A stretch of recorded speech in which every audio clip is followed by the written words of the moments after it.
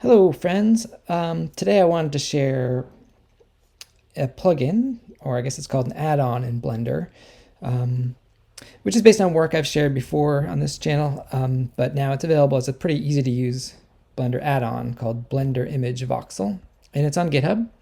I will provide a link at the bottom of this.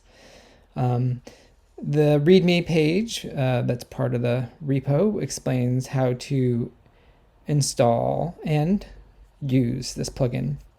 But this video tutorial should speed that up. First thing you're going to do is download the plugin. So on the GitHub page, there's a releases button for the first release, only one we have so far. And there'll be a link to the image voxel addon.py, which is just the raw script that is, and of course you can and should look at that. And it's pretty small, actually pretty tidy. So that'll download the script to your downloads folder, wherever that might be. So now we have to add it to Blender. Edit preferences will get you to the place where you can install add-ons. There's a tab on the left. It says add-ons. There's a bunch of add-ons that you can enable right now, but we're going to install the Python file that we just downloaded from GitHub. Will be in our downloads folder. We will search for it because there's a lot of stuff, a lot of junk in my downloads folder. So it's called image voxel. So you can probably search for voxel, image voxel addon.py. Now I've actually obviously installed it recently, so there's a few here. Once you do that, you should see a checkbox here to enable the plugin. So you'll want to check that button.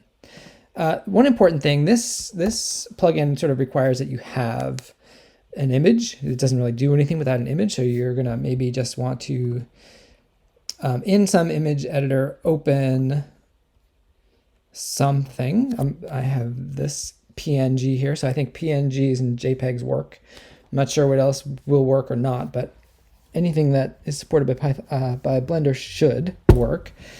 So now we have our image data block called wave copy, and we're going to go ahead and use our add-on. So this add-on is a mesh add-on, so you would do Shift A, mesh, and then at the bottom you should see add voxel mesh. Right, so first we have to do is we have to point at our image data block, and it's selected here by default. And then we can choose a display size, how large we want it to appear in Blender units. For now, I'm just going to say 4 Blender units. When we got that sorted, then we're going to click OK, and it's going to crank for, in my tests, it depends on how big the image is, but this image is about 500 by 500 pixels. I've done 2000 by 2000. It could take anywhere from a minute or two to like 30 minutes. Be patient. I'm going to skip ahead in the video now to the result. Okay, we can see that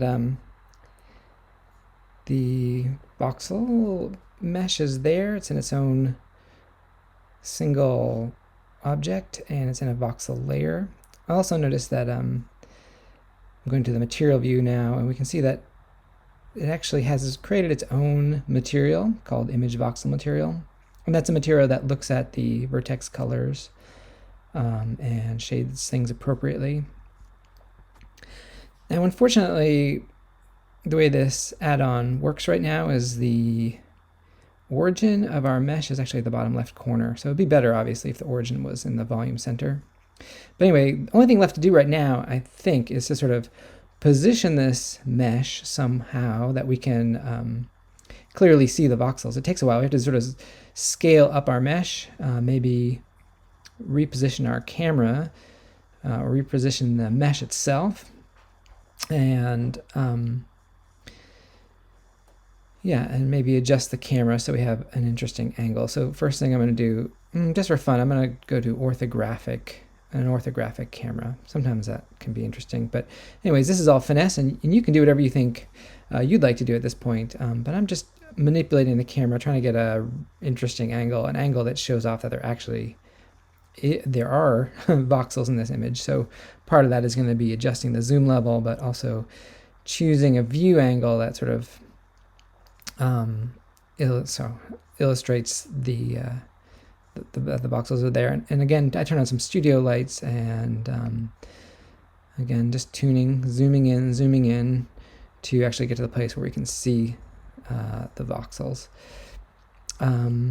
Yeah, and if you want a more pronounced, one thing you can do is just scale this mesh on the z-axis, because right now z is sort of the height of z, I believe, is the luminosity of the pixels. It can be done a few different ways, but right now that's what it does. Anyway, I hope you all have fun with this. Please post any creations that you make with it and share them. Thanks.